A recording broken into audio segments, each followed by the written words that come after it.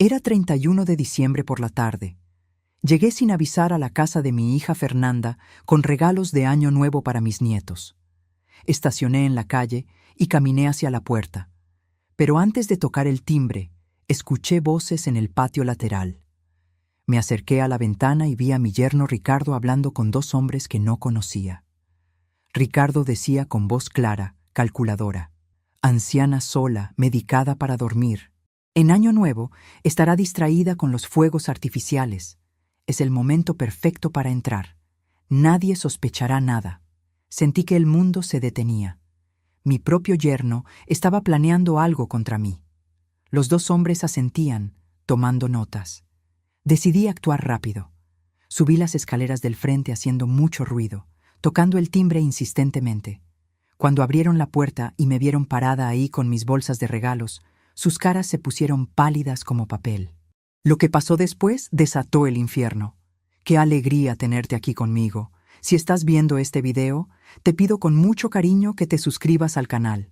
Por favor, necesitamos mucho alcanzar 10,000 suscriptores. ¿Puedo contar con su ayuda? Estamos construyendo una comunidad hermosa de mujeres fuertes. Su presencia es muy importante. Y su apoyo es esencial para nuestro trabajo, para que sigamos contando historias como esta. Cuéntame también en los comentarios desde dónde nos está escuchando. Nos emociona saber hasta dónde llegan nuestras historias. Mi corazón latía tan fuerte que pensé que todos podían escucharlo.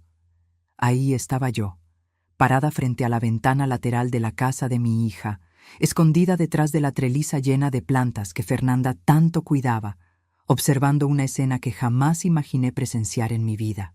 Mi yerno Ricardo, ese hombre al que había considerado como un hijo durante 12 años, estaba en el patio hablando con dos desconocidos que emanaban peligro por cada poro de su piel. Uno de ellos tenía unos 35 años, vestía completamente de negro y tenía una mirada dura, fría, como de quien ha visto demasiadas cosas oscuras en la vida. El otro aparentaba 40 años, sostenía un cuaderno en la mano y escribía con la concentración de quien está tomando apuntes muy importantes. Yo seguía ahí, paralizada, con mis bolsas de regalos para Emilio y Luna colgando de mis brazos, sintiendo cómo el peso de esas bolsas se volvía insignificante comparado con el peso de lo que estaba escuchando. La voz de Ricardo era baja pero clara, calculadora, como si estuviera describiendo un proyecto de negocios y no algo mucho más siniestro. La casa es grande, 2 pisos, decía con una frialdad que me heló la sangre. La anciana vive sola desde que enviudó hace 7 años. Sentí que mis piernas temblaban. Estaba hablando de mí, de mi casa, de mi vida. Continué escuchando, rogando internamente estar equivocada, rogando que fuera una terrible coincidencia. Pero entonces Ricardo agregó más detalles que confirmaron mi peor pesadilla.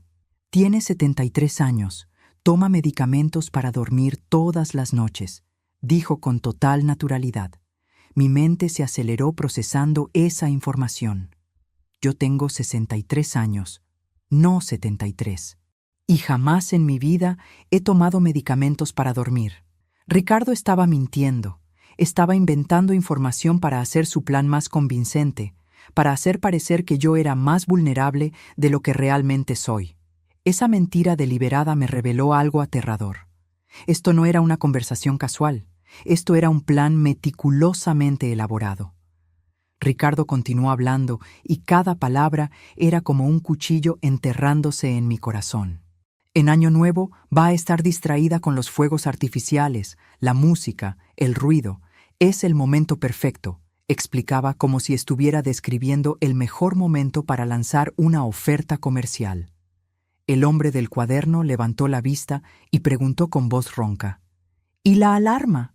Sentí un escalofrío recorrer mi columna. Alarma. Estaban preguntando sobre la seguridad de mi casa. Ricardo respondió con una sonrisa que pude ver incluso desde mi escondite. No tiene alarma. La casa es antigua, solo tiene cerradura común. Era verdad. Mi casa no tenía sistema de alarma. Rodrigo, mi difunto esposo, siempre decía que nuestro barrio era seguro, que no necesitábamos esas cosas. Ahora me daba cuenta de lo vulnerable que eso me hacía. Apreté las bolsas con tanta fuerza que mis nudillos se pusieron blancos. Quería salir corriendo, quería gritar, quería confrontarlos ahí mismo, pero algo en mi interior me dijo que esperara, que escuchara todo, que necesitaba saber exactamente qué estaban planeando. Ricardo siguió hablando, y lo que dijo después me quitó todo el aire de los pulmones. Lo importante es que parezca robo común. Entran, toman algunas cosas de valor y si ella despierta... No terminó la frase con palabras.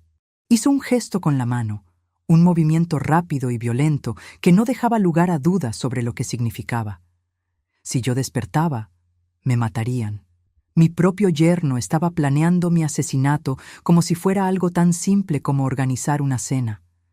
El hombre mayor, el que parecía estar a cargo, preguntó lo que para ellos era lo más importante. ¿Cuánto estás ofreciendo? Hubo un segundo de silencio, y luego escuché la voz de Ricardo decir una cifra que hizo que todo fuera terriblemente real. 50,000 pesos ahora, 100,000 cuando esté hecho, 150,000 pesos. Ese era el precio de mi vida para mi yerno. 150,000 pesos por matar a la mujer que lo había recibido en su familia, que había celebrado su boda, que había cuidado a sus hijos cuando estaban enfermos, que había cocinado para él en innumerables domingos familiares. Sentí náuseas, sentí que mi estómago se revolvía de una manera que nunca había experimentado. No era solo miedo, era traición en su forma más pura y dolorosa. Ricardo continuó explicando con el entusiasmo de alguien cerrando un negocio ventajoso. Mi esposa va a heredar la casa. Vale 6 millones de pesos. El hombre del cuaderno levantó una ceja, claramente impresionado por la cifra. Entonces hizo una pregunta que me hizo comprender que esto era aún más calculado de lo que pensaba. ¿Y si tu esposa sospecha? La risa de Ricardo fue lo más cruel que he escuchado en mi vida. Se rió como si la pregunta fuera absurda, como si la idea de que su propia esposa pudiera darse cuenta de que él había asesinado a su madre fuera ridícula. Fernanda no sabe nada, dijo con desdén. Piensa que su mamá es una vieja paranoica que ve peligros donde no hay. Esas palabras me atravesaron como una bala. Mi propia hija pensaba que yo era paranoica. Mi hija, a quien había criado, educado, amado incondicionalmente, me veía como una anciana exagerada que inventaba problemas. ¿Cuántas veces habría Ricardo plantado esa semilla en su mente? ¿Cuántas veces habría desestimado mis preocupaciones diciéndole a Fernanda que yo era demasiado miedosa, demasiado desconfiada, demasiado vieja para entender el mundo moderno? Ricardo seguía hablando, cada vez más entusiasmado con su propio plan. Además, después del robo, vamos a convencerla de vender la casa rápido, que es peligroso tenerla vacía. Los 3 hombres rieron. Se rieron de mi muerte como si fuera un chiste, como si mi vida no tuviera ningún valor más allá del dinero que representaba. En ese momento comprendí algo que me heló hasta los huesos. Ricardo no estaba esperando mi muerte natural. No iba a esperar años, tal vez décadas, a que yo muriera de vieja. Iba a acelerar el proceso.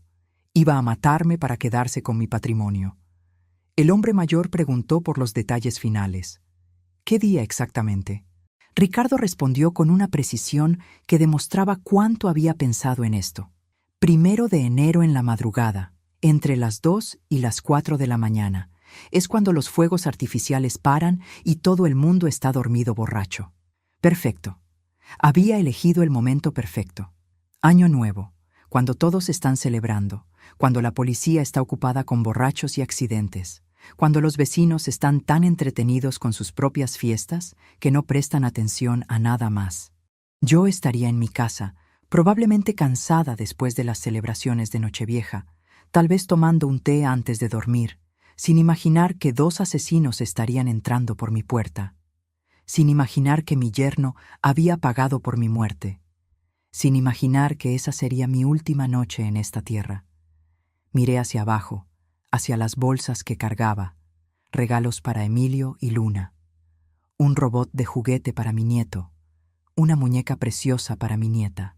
Regalos envueltos con amor, comprados con ilusión, pensando en sus caritas de felicidad al abrirlos. Y su padre estaba planeando dejarlos sin abuela. Estaba planeando robarles los años que me quedaban con ellos, las tardes de galletas, las historias antes de dormir, los cumpleaños y navidades futuras. Todo por dinero.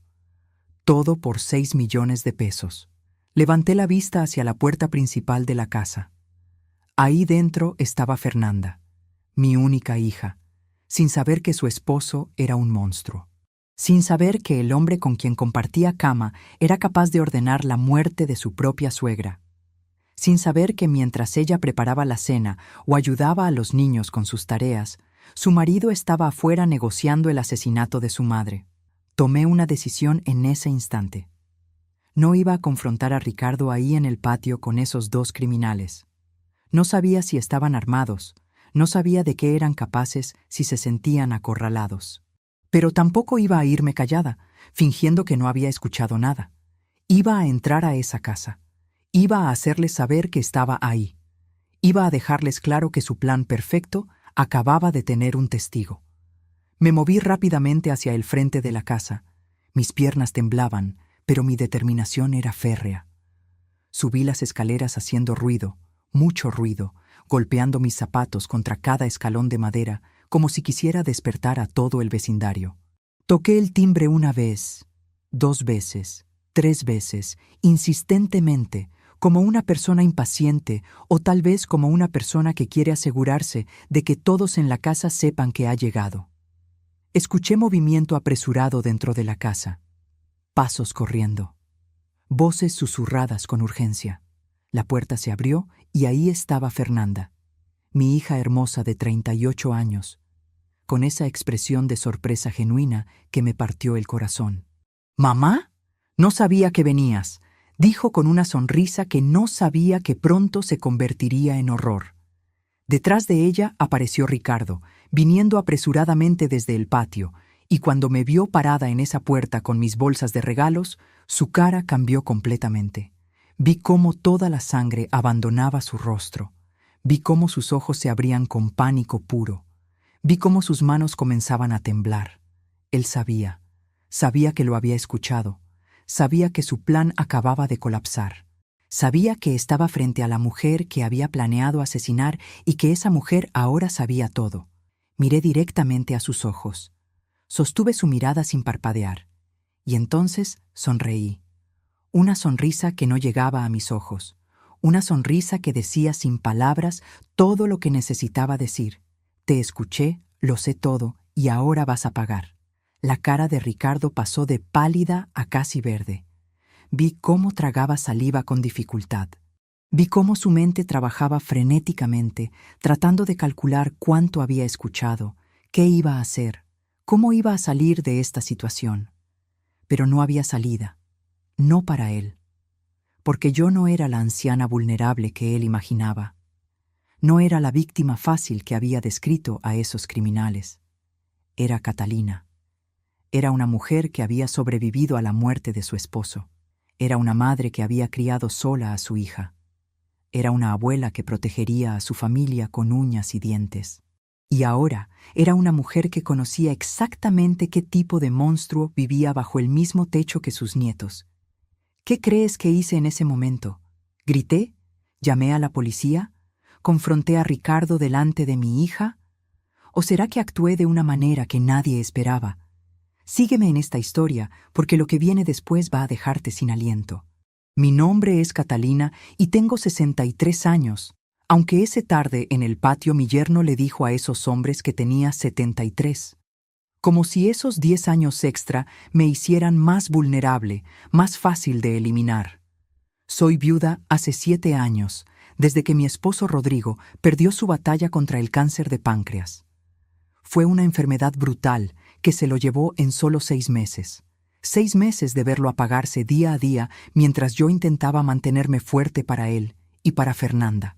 Rodrigo fue un buen hombre, un hombre trabajador que construyó una vida sólida para nuestra familia. Cuando murió, me dejó mucho más que recuerdos. Me dejó nuestra casa de 2 pisos en un barrio tradicional que hoy vale 6 millones de pesos. Me dejó ahorros e inversiones que suman 2 millones de pesos. Y me dejó un seguro de vida de 1,5 millones de pesos. En total, un patrimonio de 9,5 millones de pesos. Nunca fui una mujer rica, pero Rodrigo se aseguró de que nunca me faltara nada. Mi hija Fernanda tiene 38 años y es mi único hija. La criamos con amor, con valores, tratando de darle todo lo que necesitaba para ser una mujer fuerte e independiente.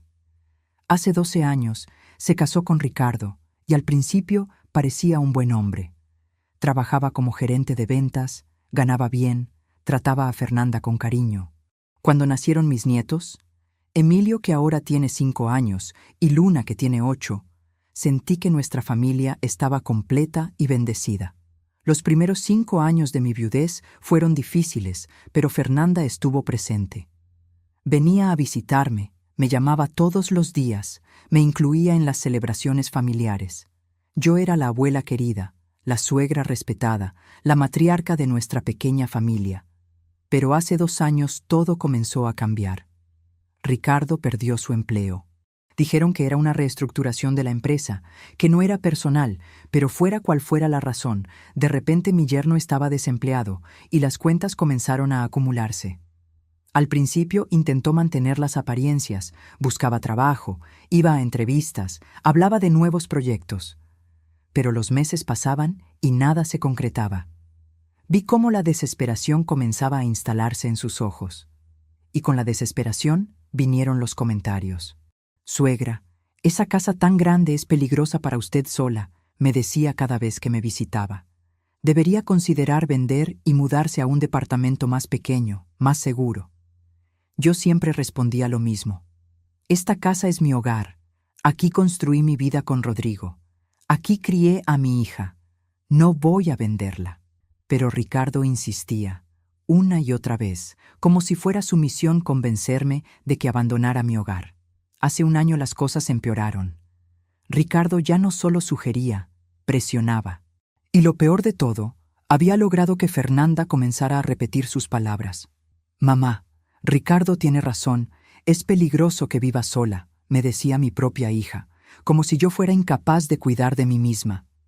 Como si tener 63 años me convirtiera automáticamente en una anciana desvalida. Hace 6 meses noté un cambio drástico en el trato de Ricardo hacia mí. Se volvió frío, distante. Las visitas se espaciaron. Cuando venían a verme, Ricardo ya no participaba en las conversaciones familiares. Se quedaba aparte, observando la casa con una mirada que ahora comprendo era de cálculo, de evaluación, como si estuviera tasando cada ladrillo, cada mueble, cada centavo que mi casa representaba. Hace 3 meses escuché una conversación entre él y Fernanda que debió haberme alertado. Estaban en la cocina de mi casa, pensando que yo no podía oírlos desde la sala, pero mis oídos siguen siendo perfectos a pesar de mi edad. Ricardo le dijo a mi hija: «Cuando tu mamá ya no esté, esta casa será nuestra salvación». Fernanda le respondió con voz suave: «No hables así, Ricardo, mi mamá va a vivir muchos años». Pero Ricardo insistió: «Los años pasan, Fernanda, y mientras tanto estamos hundiéndonos en deudas». En ese momento sentí un escalofrío, pero me convencí de que solo estaba siendo paranoica. Esa palabra que aparentemente Ricardo había logrado asociar conmigo en la mente de mi hija. Me dije que era normal que un hombre con problemas financieros pensara en herencias futuras, que no significaba nada siniestro. Qué equivocada estaba, porque Ricardo no estaba esperando mi muerte natural. No estaba esperando a que los años pasaran y yo muriera tranquilamente en mi cama rodeada de mi familia. Había decidido que esperar era demasiado tiempo. Había decidido tomar el asunto en sus propias manos. Y esa tarde del 31 de diciembre, cuando llegué sin avisar con regalos para mis nietos, descubrí exactamente hasta dónde había llegado su plan. Descubrí que mi vida había sido tasada en 150,000 pesos. Descubrí que para mi yerno yo no era una persona, era un obstáculo entre él y 9,5 millones de pesos. Si te está gustando esta historia, por favor, asegúrate que ya estás suscrita al canal. Necesitamos mucho alcanzar 10,000 suscriptores. ¿Puedo contar con su apoyo a nuestro trabajo? Entré a la casa cargando mis bolsas de regalos, como si nada hubiera pasado, como si no acabara de escuchar a mi yerno contratar a 2 asesinos para matarme. Fernanda seguía en la puerta con esa expresión de sorpresa mezclada con alegría. «Mamá, ¿por qué no avisaste que venías?», preguntó mientras me ayudaba con una de las bolsas. Yo mantuve mi voz completamente normal, aunque por dentro sentía que mi corazón iba a salirse de mi pecho. Quería darles una sorpresa. Traje regalos para los niños. Ricardo permanecía al fondo del recibidor, todavía pálido, observándome con ojos que intentaban descifrar cuánto sabía, qué había escuchado. Antes de que pudiera decir cualquier cosa, Emilio y Luna aparecieron corriendo por las escaleras gritando: «¡Abuela! ¡Abuela!». Mis nietos se lanzaron a mis brazos y yo los abracé con toda la fuerza que tenía, pensando en que Ricardo había estado dispuesto a dejarlos sin su abuela, a robarles todos los años que me quedan con ellos. Los abracé, pero mis ojos nunca dejaron de mirar a Ricardo. Vi cómo tragaba saliva. Vi cómo sus manos temblaban ligeramente. Sabía que estaba aterrado. Fernanda les dijo a los niños con voz dulce: «Niños, vayan a jugar. La abuela va a quedarse un rato». Los niños se fueron corriendo con la emoción de saber que tenían regalos esperándolos. En cuanto desaparecieron por las escaleras, me senté en el sofá de la sala y coloqué las bolsas a mi lado con mucha calma. Fernanda se sentó frente a mí, todavía sonriendo, completamente ajena al horror que estaba por revelarse. Ricardo se quedó de pie, cerca de la puerta que daba al patio, como si estuviera calculando si podía escapar. Finalmente habló, y su voz sonaba forzada, como si cada palabra le costara un esfuerzo enorme. «Suegra, qué sorpresa verte por aquí». Yo lo miré directamente a los ojos y respondí con la voz más calmada que pude reunir: «Sí, Ricardo, una sorpresa. Vine a traer regalos». Dejé que el silencio se instalara entre nosotros, pesado, denso, cargado de todo lo que yo sabía y él temía que supiera. Entonces decidí jugar mi primera carta. ¿Sabes? Algo curioso pasó mientras estacionaba el coche. Vi cómo Ricardo se ponía aún más pálido, algo que no creía posible. Sus ojos se abrieron ligeramente y pude ver el pánico danzando en ellos. Escuché voces en el patio, continué, manteniendo mi tono casual, pero observando cada reacción en su cara. Pensé que tenían visitas. Ricardo intercambió una mirada rápida con Fernanda, una mirada que era pura desesperación de su parte. Fernanda, mi pobre hija inocente, no notó nada extraño. Ricardo intentó recuperar la compostura y dijo: «Ah, sí, eran unos tipos vendiendo alarmas de seguridad». La mentira salió de su boca con demasiada rapidez, demasiado ensayada. Era obvio que había preparado esa excusa en los segundos entre que me vio en la puerta y este momento. Decidí presionar un poco más, disfrutando extrañamente de verlo retorcerse. «¿Alarmas? ¡Qué coincidencia!», dije con una sonrisa que no llegaba a mis ojos. Justo estaba pensando en instalar una en mi casa. Vi cómo Ricardo tragaba saliva con dificultad. Sus manos ahora temblaban visiblemente. «De hecho, después de lo que escuché, creo que voy a instalar una este fin de semana, con cámaras y todo», agregué, observando cómo cada palabra era como un golpe para él. Ricardo intentó disuadirme, su voz saliendo débil y temblorosa. «No es necesario exagerar, suegra», pero yo lo interrumpí, dejando caer mi siguiente bomba. «Escuché que en Año Nuevo hay muchos robos, gente que aprovecha los fuegos artificiales para entrar en casas de ancianos». El silencio que siguió fue absoluto. Ricardo se quedó completamente inmóvil, como si se hubiera convertido en estatua. Fernanda, todavía sin entender la gravedad del momento, intervino con esa voz que usaba cuando pensaba que yo estaba siendo demasiado preocupada. «Mamá, no seas paranoica, nuestro barrio es seguro». Esa palabra, paranoica, la misma palabra que Ricardo había usado para describirme a esos criminales. La misma palabra que había plantado en la mente de mi hija para desacreditar cualquier preocupación que yo pudiera tener. Miré a Fernanda directamente a los ojos y pregunté: «¿Tú crees que soy paranoica, hija?». Fernanda pareció incómoda. «Bueno, a veces te preocupas demasiado. Cada palabra de mi hija era un cuchillo en mi corazón, no porque ella quisiera herirme, sino porque me daba cuenta de cuánto había logrado manipularla, Ricardo. Tal vez, respondí lentamente, sin dejar de mirar a Ricardo. O tal vez no me preocupo suficiente. Entonces me giré completamente hacia mi yerno y le hice la pregunta directa. ¿Qué opinas tú, Ricardo? ¿Debo instalar alarmas? Ricardo no pudo responder. Su boca se abrió, pero no salió ningún sonido. Era como ver a un hombre ahogándose en seco. Decidí presionar aún más. Me levanté del sofá y saqué mi teléfono celular de mi bolsa. ¿Sabes qué? Creo que no voy a esperar. Voy a llamar ahora mismo a una compañía de alarmas. Ricardo encontró su voz, pero sonaba desesperada. Espera, suegra, es 31, no van a venir hoy. Lo interrumpí de nuevo, disfrutando de cada segundo de su incomodidad. Entonces llamaré a la policía, para que pasen rondando mi casa esta noche. Y mañana de madrugada también. La cara de Ricardo se puso completamente blanca, como si toda la sangre de su cuerpo hubiera decidido abandonarlo. Sus ojos se abrieron tanto que pensé que se le iban a salir de las órbitas. Fernanda nos miraba confundida, sintiendo que algo estaba pasando, pero sin poder comprender qué. Yo guardé el teléfono lentamente, dejando que el silencio se extendiera, dejando que Ricardo se retorciera en su propia desesperación. Entonces caminé hacia él, acercándome hasta quedar a solo unos pasos de distancia. Lo miré directamente a los ojos y cambié completamente mi tono de voz. Ya no era la suegra amable, ya no era la abuela dulce. Mi voz se volvió dura, fría, cargada de todo el horror y la traición que sentía. O tal vez, dije lentamente, dejando que cada palabra cayera como piedra, debería llamar a la policía ahora mismo, para contarles sobre la conversación que escuché hace 10 minutos en tu patio. Vi el momento exacto en que Ricardo comprendió que todo había terminado. Su cara pasó de blanca a verde. Sus piernas comenzaron a temblar visiblemente.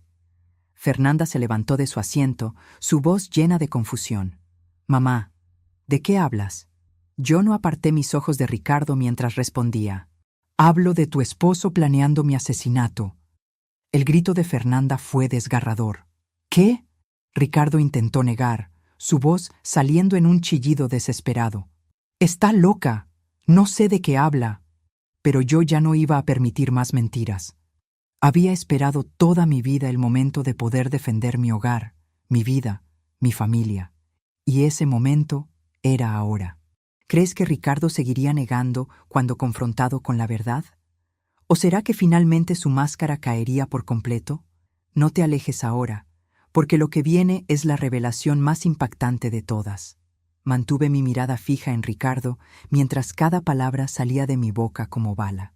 Escuché cada palabra, Ricardo. Anciana sola, medicada. Año nuevo es el momento perfecto. 50,000 pesos ahora, 100,000 cuando esté hecho. Vi cómo su cara se descomponía con cada detalle que revelaba. Fernanda se había llevado las manos a la boca, sus ojos llenos de lágrimas, comenzando a mirar a su esposo con una mezcla de horror e incredulidad. «Ricardo», su voz era apenas un susurro quebrado. «Dime que no es verdad. Dime que mi mamá está confundida». Ricardo intentó una última defensa desesperada, señalándome con dedo tembloroso. «Fernanda, tu mamá está confundida. Son sus medicamentos». Esa fue su última mentira y yo no iba a permitirla. «No tomo medicamentos para dormir, Ricardo», dije con voz fuerte y clara. «Pero tú le dijiste a esos hombres que sí. Dijiste que tengo 73 años cuando tengo 63. Inventaste cosas para convencerlos de que sería fácil matarme». Fernanda comenzó a llorar abiertamente, su cuerpo temblando mientras miraba al hombre con quien había compartido 12 años de su vida, el padre de sus hijos, transformarse en un extraño monstruoso frente a sus ojos. «Ricardo, dime que esto es una confusión. Por favor», rogaba entre sollozos. Pero Ricardo, al verse acorralado, al darse cuenta de que ya no había forma de salir de esto con mentiras, cambió completamente de estrategia. Su cara se transformó de pánico a algo mucho peor, justificación. «Fernanda, estamos en la ruina», gritó con desesperación, sus manos gesticulando violentamente. Debemos 250,000 pesos, van a quitarnos el coche, los niños necesitan medicinas, necesitan educación. Tu madre tiene 9 millones de pesos y vive sola en esa casa enorme sin hacer nada. Cada palabra que salía de su boca me mostraba la profundidad de su obsesión. Él sabía exactamente cuánto dinero tenía. Había calculado cada peso, cada centavo de mi patrimonio. Me había tasado como si fuera un bien raíz, como si mi vida fuera solo un número en su desesperada ecuación financiera. Fernanda retrocedió un paso, alejándose de él como si su proximidad la quemara. «Pero Ricardo, estás hablando de matar a mi madre». Ricardo continuó, su voz volviéndose más frenética, más desesperada, revelando la verdadera oscuridad que había estado escondiendo. «No iba a matarla, solo iba a hacer un susto, un robo, para que ella entendiera que es peligroso vivir sola y vendiera la casa». La mentira era tan obvia, tan patética, que casi daba risa si no fuera porque estábamos hablando de mi vida. Lo miré fijamente y dije, «Mentiroso, te escuché hacer este gesto». Levanté mi mano e imité el movimiento que él había hecho en el patio, ese gesto de violencia que no dejaba duda de sus verdaderas intenciones. Fernanda vio el gesto y algo se rompió dentro de ella. Cubrió su boca con ambas manos, un sonido ahogado de horror escapando de su garganta. Ricardo, viendo que estaba perdiendo a su esposa, se volvió hacia ella con los brazos extendidos, suplicante. «Fernanda, piensa en nuestros hijos, piensa en nuestro futuro.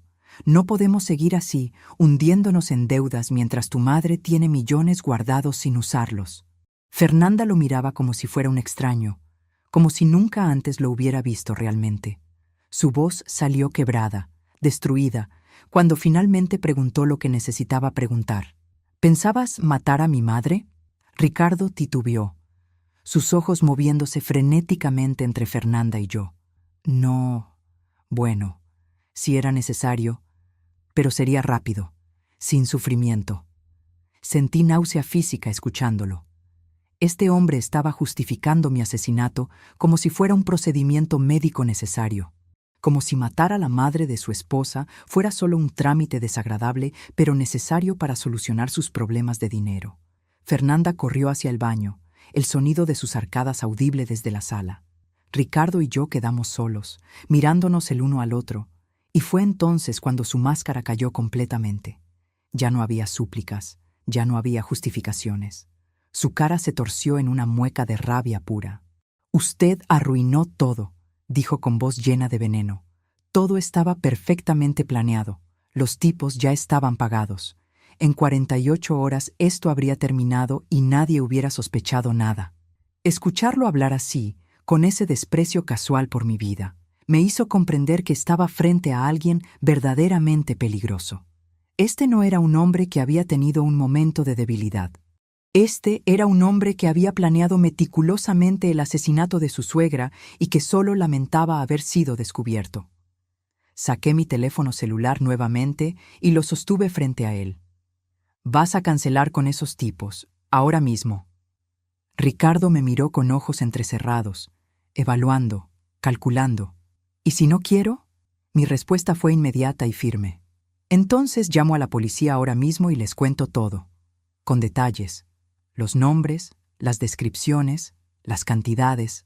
Intento de homicidio premeditado, Ricardo. Son muchos años de prisión, muchos años sin ver a tus hijos crecer». Vi el momento en que se dio cuenta de que había perdido completamente. Sus hombros se hundieron, su cara se desinfló como globo pinchado. Fernanda volvió del baño, su cara destruida, manchas de lágrimas y rímel corriendo por sus mejillas. Se veía como si hubiera envejecido 10 años en los últimos 15 minutos.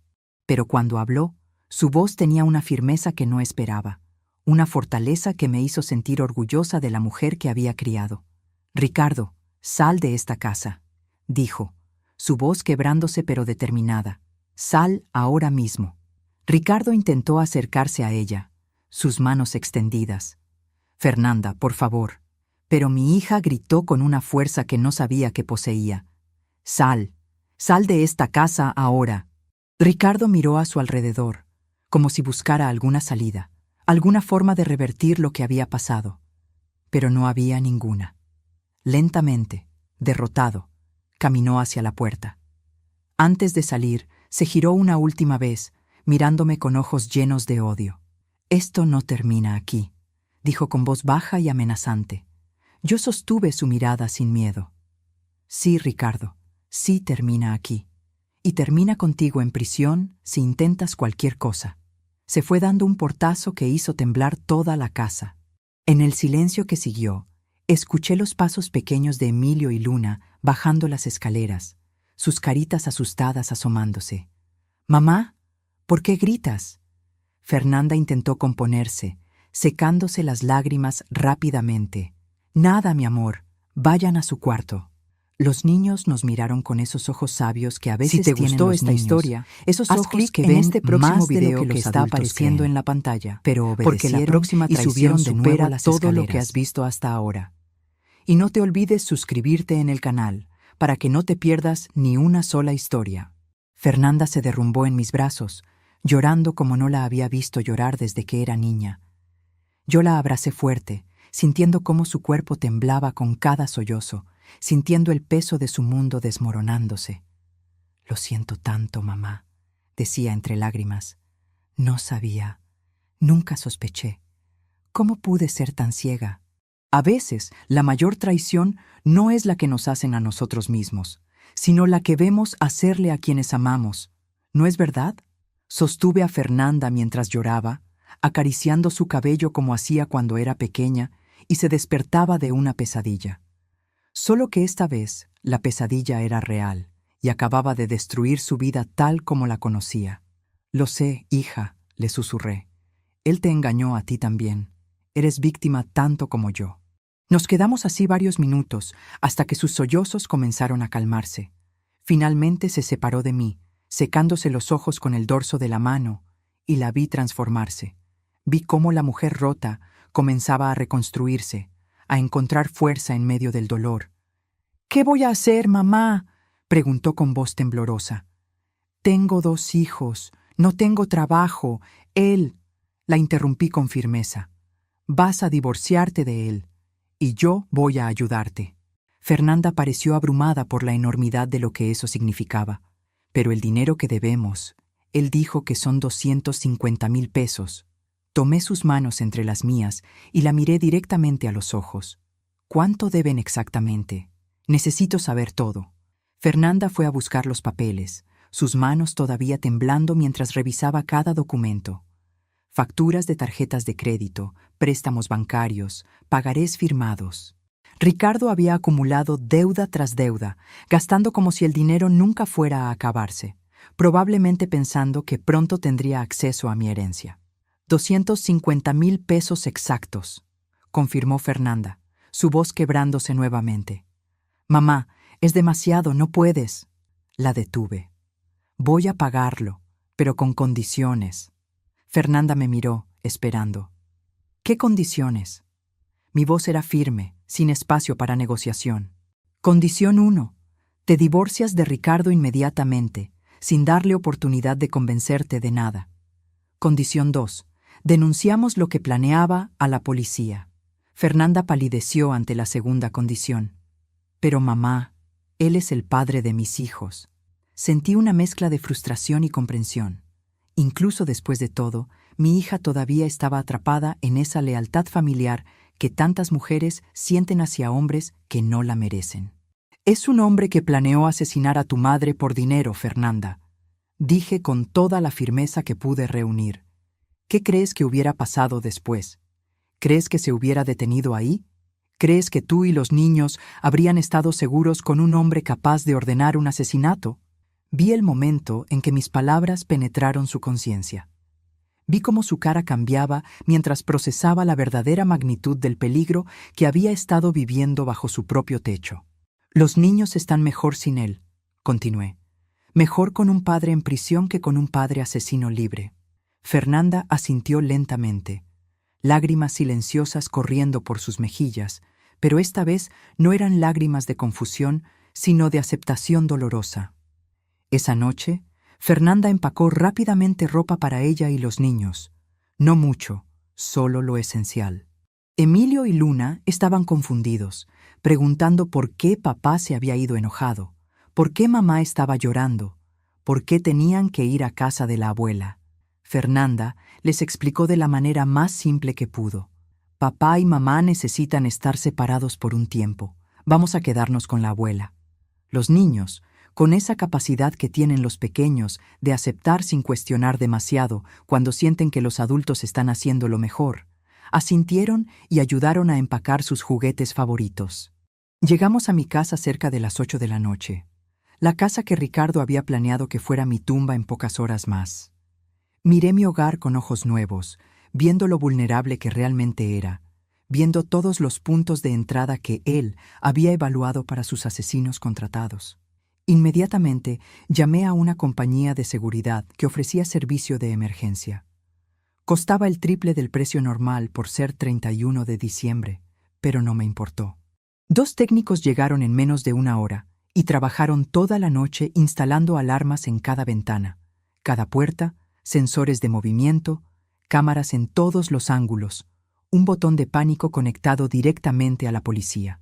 Mientras trabajaban, Fernanda acostó a los niños en la habitación de huéspedes. Yo me quedé despierta toda la noche, sentada en la sala, viendo cómo mi casa se transformaba en una fortaleza. A las 4 de la mañana, cuando los fuegos artificiales habían cesado y el mundo dormía en su resaca de Año Nuevo, pensé en lo diferente que habría sido esta noche si no hubiera llegado a tiempo. Pensé en los 2 hombres entrando por alguna ventana. Pensé en despertarme con extraños en mi habitación. Pensé en no despertar nunca más. Un escalofrío me recorrió completamente. A las 9 de la mañana del 1 de enero, agotadas pero determinadas, Fernanda y yo fuimos a la delegación de policía. El oficial de turno al principio pareció escéptico. Otra anciana paranoica con historias dramáticas, probablemente pensó.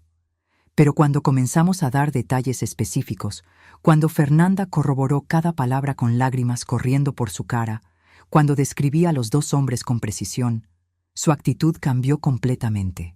Tomaron nuestro testimonio durante 3 horas.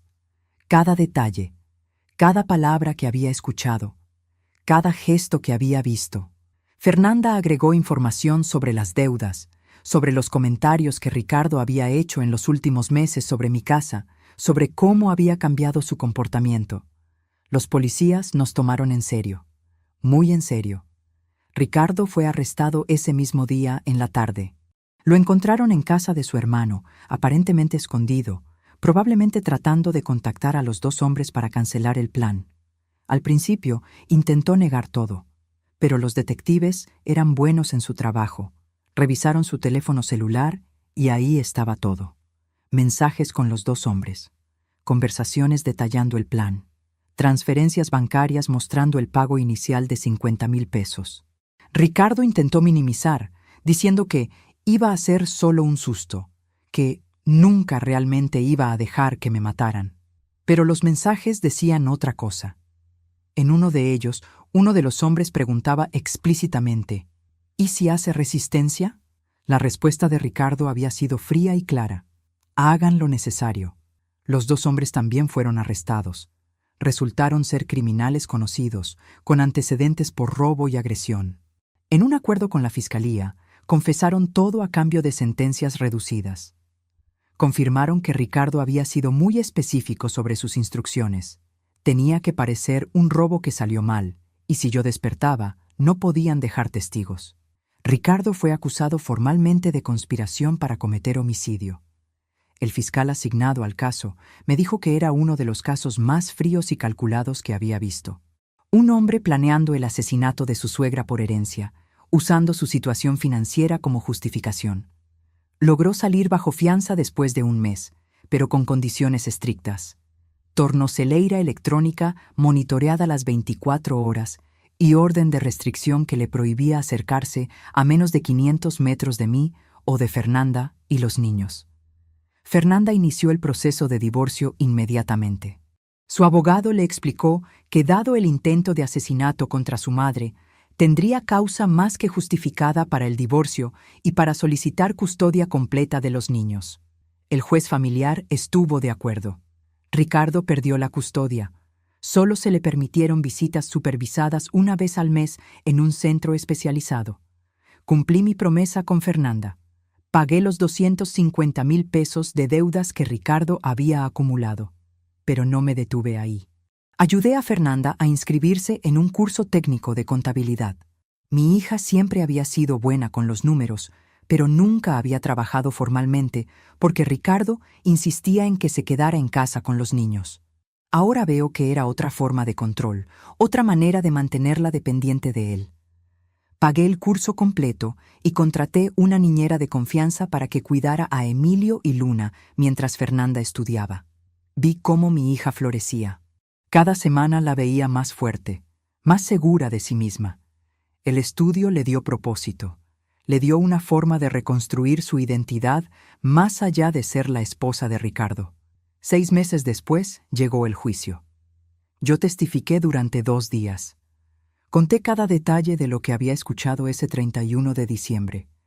El fiscal me guió a través de cada momento, cada palabra, cada gesto. El abogado defensor de Ricardo intentó desacreditarme, sugiriendo que tal vez había malinterpretado, que tal vez mi edad me hacía confundir las cosas. Pero los mensajes en el teléfono de Ricardo eran irrefutables. El testimonio de los 2 hombres contratados era devastador. Describieron exactamente lo que Ricardo les había pedido que hicieran. Describieron el pago. Describieron el plan detallado, incluyendo el mejor punto de entrada a mi casa, la mejor hora, qué hacer si yo despertaba. Uno de ellos incluso admitió que Ricardo había sido muy claro. No puede quedar viva para identificarlos. El jurado deliberó solo 3 horas. Culpable de conspiración para cometer homicidio. Ricardo fue condenado a 8 años de prisión. Cuando leyeron la sentencia, lo vi derrumbarse en su silla. 8 años. Los niños tendrían 13 y 16 cuando saliera. No los vería crecer. No estaría en sus cumpleaños, sus graduaciones, sus primeros amores. Todo porque había valorado mi dinero más que mi vida, más que su familia.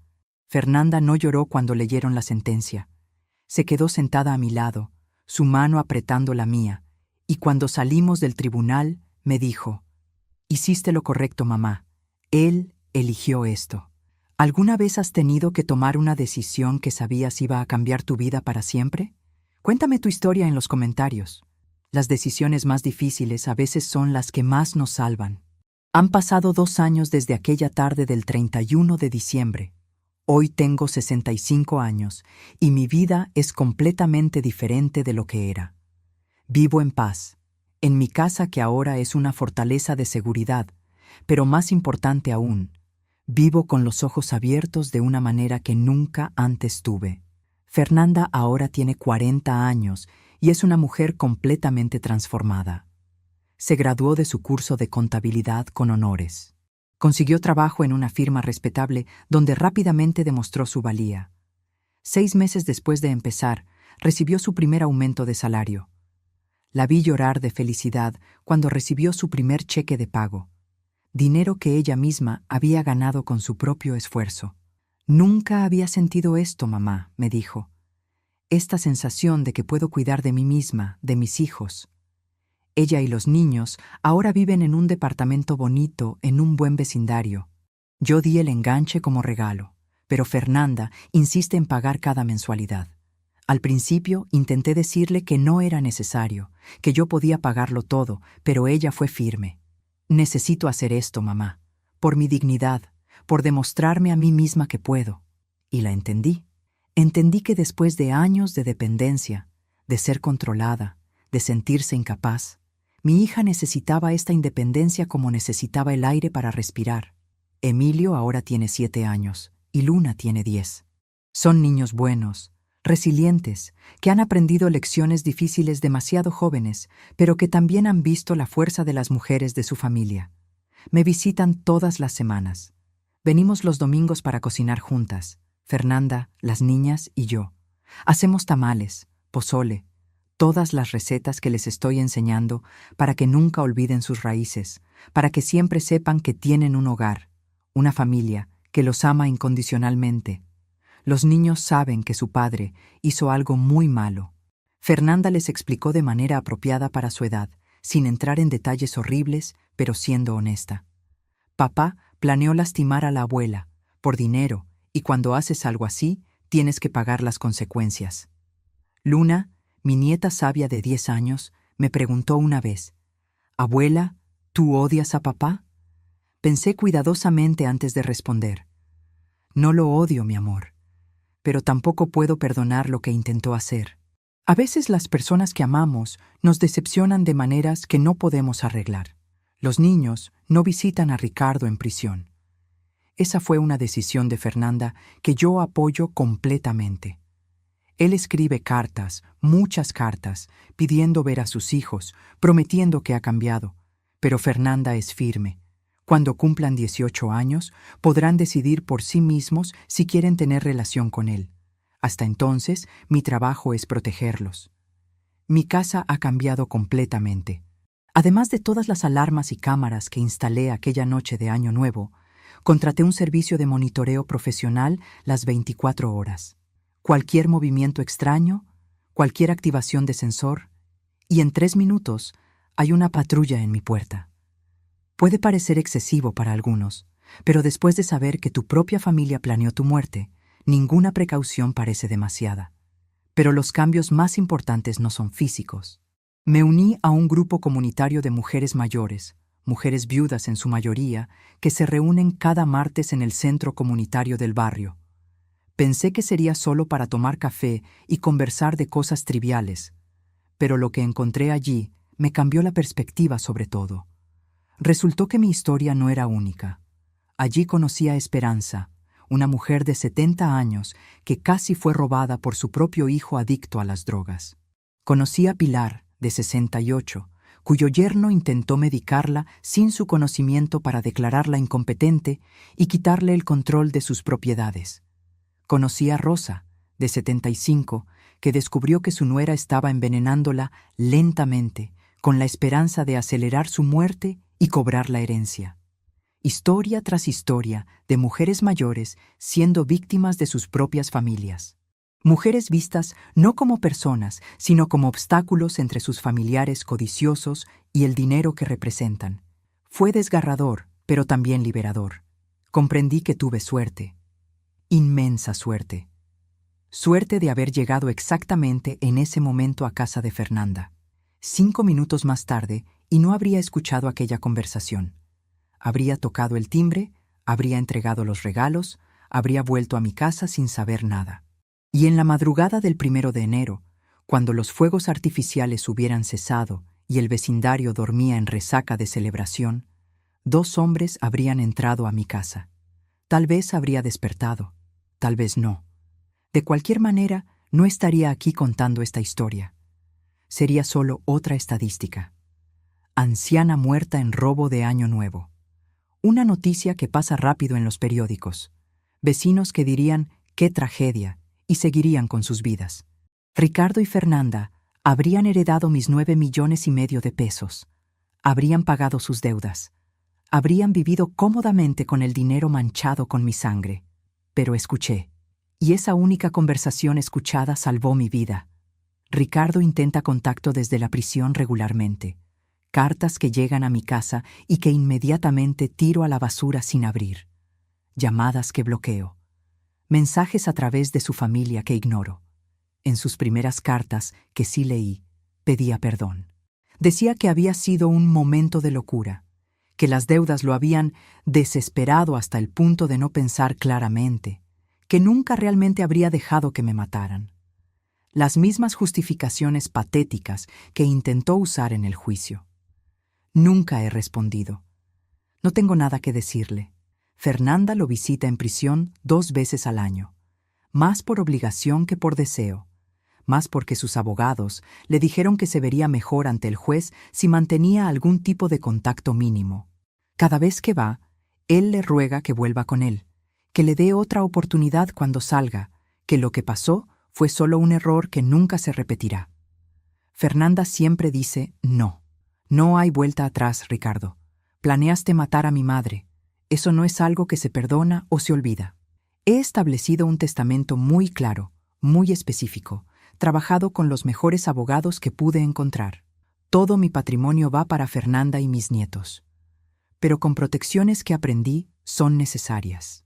El dinero está en un fideicomiso que Fernanda administra, pero no puede vender hasta que Emilio y Luna cumplan 25 años. Así, si en el futuro ella conoce a otro hombre, si se vuelve a casar, ese hombre no podrá manipularla para acceder a la herencia. Mi casa permanecerá en el fideicomiso hasta que los nietos sean adultos. Fernanda puede vivir en ella, puede usarla, pero no puede venderla. Son protecciones tristes de tener que implementar, protecciones que hablan de lo poco que puedo confiar ahora, pero son necesarias, porque aprendí que el amor no es suficiente protección contra la codicia. 3 años después de su encarcelamiento, Ricardo salió de prisión por buena conducta. Le redujeron la sentencia a 5 años. El día que supe que estaba libre, no dormí. Todos mis sistemas de seguridad estaban activos, pero igual me quedé despierta toda la noche, sentada en mi sala con mi teléfono en mano, lista para llamar a la policía al menor ruido extraño. Pasaron 2 semanas. Entonces un día llegó a mi casa, tocó el timbre. Las cámaras de seguridad lo capturaron todo, su cara, su ropa, su actitud. Lo vi en el monitor de mi sala. Se veía diferente después de 5 años en prisión. Más delgado, más viejo, con canas que no tenía antes. Pero sus ojos tenían la misma mirada calculadora. No abrí la puerta. Presioné el botón de pánico. La policía llegó en 3 minutos. Ricardo todavía estaba en mi portal cuando lo arrestaron. Violación de orden de restricción. La orden especificaba que no podía acercarse a menos de 500 metros de mí. Él había venido directamente a mi puerta. De vuelta a prisión, esta vez por 6 meses adicionales. Cuando salió después de esos 6 meses, finalmente entendió el mensaje. No ha vuelto a intentar contacto directo. He escuchado rumores de que se mudó a otra ciudad, que consiguió trabajo en algo menor de lo que tenía antes, que vive solo, amargado, culpando a todos menos a sí mismo por la destrucción de su vida. No me importa. No pienso en él a menos que sea absolutamente necesario. A veces, especialmente en las noches cuando la casa está silenciosa y todos duermen, mi mente vuelve a aquella tarde del 31 de diciembre. Pienso en todos los ¿qué hubiera pasado si? ¿Qué hubiera pasado si no hubiera decidido ir a casa de Fernanda ese día? ¿Qué hubiera pasado si hubiera llamado antes de ir? ¿Qué hubiera pasado si hubiera llegado 5 minutos más tarde? ¿Qué hubiera pasado si no me hubiera acercado a esa ventana? ¿Qué hubiera pasado si no hubiera escuchado claramente? ¿Qué hubiera pasado si no hubiera tenido el coraje de hacer ruido, de confrontar, de denunciar? En cualquiera de esos escenarios alternativos, yo estaría muerta. Sería un recuerdo. Una anciana que murió en un robo que salió mal en Año Nuevo. Mis nietos habrían crecido sin mí. Fernanda habría llorado mi muerte sin saber que su propio esposo la había ordenado. El dinero por el cual Ricardo me mató habría sido usado para pagar sus deudas, para comprar cosas, para vivir una vida construida sobre mi asesinato. Pero eso no pasó. Estoy viva. Estoy aquí. Veo a mis nietos crecer. Como con mi hija todos los domingos. Riego mis plantas cada mañana. Leo libros en mi patio cada tarde.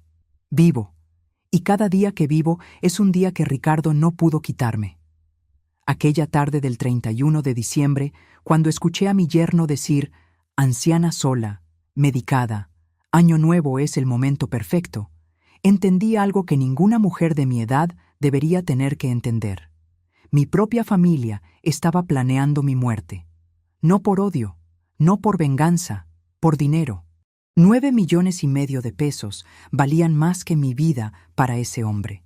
Mi yerno, ese hombre que llamé hijo durante 12 años, ese hombre que cargó a mis nietos cuando nacieron, ese hombre que se sentó en mi mesa en innumerables cenas familiares, estaba dispuesto a matarme como si fuera simplemente un trámite necesario para solucionar sus problemas financieros. Pero tuve suerte. Suerte de llegar exactamente en ese momento. Suerte de escuchar esa conversación. Suerte de tener la lucidez de hacer ruido, de confrontarlo, de denunciarlo antes de que fuera demasiado tarde. Y ahora me pregunto, ¿cuántas ancianas no tienen esa suerte? ¿Cuántas mueren en robos que en realidad son asesinatos planeados por familiares codiciosos? ¿Cuántas son medicadas lentamente hasta morir por hijos y nueras que no quieren esperar la herencia natural? ¿Cuántas son declaradas incompetentes injustamente para robarles sus propiedades? ¿Cuántas desaparecen y nadie cuestiona demasiado porque ya estaba viejita, era su tiempo? En mi grupo de mujeres mayores hemos comenzado a hablar de esto abiertamente. Hemos comenzado a compartir estrategias de protección. Hemos comenzado a exigir que las autoridades tomen en serio estos casos. Porque somos invisibles. Somos las ancianas que la sociedad asume ya cumplieron su propósito. Somos vistas como cargas, como gastos, como obstáculos entre los jóvenes y el dinero que creen merecer. Hoy tengo 65 años y vivo sola en mi casa. Pero ya no soy la anciana vulnerable que Ricardo pensó que podía eliminar fácilmente. Tengo alarmas, cámaras, monitoreo las 24 horas. Tengo abogados, testamento blindado, protocolos de seguridad. Tengo una comunidad de mujeres que se cuidan entre sí, que se llaman cada día para asegurarse de que todas están bien. Pero sobre todo, tengo ojos abiertos. Porque aprendí algo terrible ese día. A veces el peligro no viene de extraños en la calle, no viene de barrios peligrosos o de criminales desconocidos. Viene de tu propia mesa, viene del hombre que te llama suegra mientras planea tu muerte. Viene de dentro de tu propia familia. Ricardo está libre ahora, pero destruido. Perdió a su familia. Perdió a sus hijos que crecen sin él. Perdió su reputación, su carrera, su libertad por 5 años. Perdió todo por codicia. Y yo gané algo más valioso que 9,5 millones de pesos. Gané mi vida. Literalmente, gané cada día adicional que he vivido desde entonces. Gané cada abrazo de mis nietos. Gané cada comida con mi hija. Gané cada amanecer que veo desde mi ventana. Cuando Ricardo salga completamente del sistema penitenciario, yo tendré 71 años y seguiré viva, seguiré fuerte, seguiré vigilante, porque ya no confío ciegamente, ya no asumo que familia significa seguridad. Ya no creo que el amor es suficiente protección contra la maldad humana. He aprendido que debo protegerme siempre, que debo tener ojos en la nuca, que debo cuestionar motivos y estar atenta a señales. Es una manera triste de vivir en algunos aspectos. Es agotador no poder confiar completamente. Pero estoy viva para sentir ese agotamiento, y eso hace toda la diferencia. Fernanda salvó su propia vida al divorciarse de Ricardo. Salvó a sus hijos de crecer con un padre capaz de ordenar asesinatos. Tomó la decisión más difícil de su vida, pero la correcta. Y ahora es más fuerte de lo que nunca fue. Mi hija me dice que está orgullosa de mí, que mi valentía le enseñó a ser valiente, que mi negativa a ser víctima le enseñó a no aceptar ser victimizada. Pero yo le digo que la valentía real fue suya. Ella tuvo que elegir entre su madre y su esposo, entre la verdad y la comodidad de la negación, entre proteger a sus hijos y mantener intacta su familia. Y eligió lo correcto incluso cuando lo correcto era lo más doloroso. Esa tarde del 31 de diciembre cambió todo. Cambió cómo veo el mundo. Cambió cómo confío en las personas. Cambió mi vida completamente. Pero también me salvó.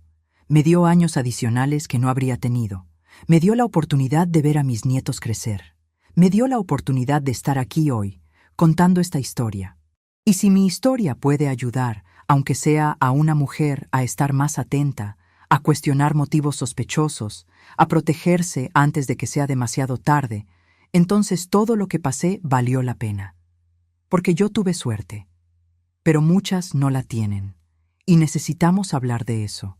Necesitamos reconocer que el peligro para las mujeres mayores muchas veces viene de dentro de sus propias familias. Necesitamos protegernos. Necesitamos protegernos entre nosotras. Mi vida valía más que 150,000 pesos. Valía más que 9,5 millones de pesos. Vale cada día que ahora vivo. Y seguiré viviendo. Seguiré protegiendo. Seguiré contando esta historia. Porque algunas de nosotras sobrevivimos para contar. Y debemos hacerlo, debemos hablar, debemos advertir, debemos proteger a las que vienen después. Esa es mi misión ahora. Esa es la razón por la cual sigo aquí. Si te gustó esta historia, haz clic en este próximo video que está apareciendo en la pantalla, porque la próxima traición supera todo lo que has visto hasta ahora. Y no te olvides suscribirte en el canal, para que no te pierdas ni una sola historia.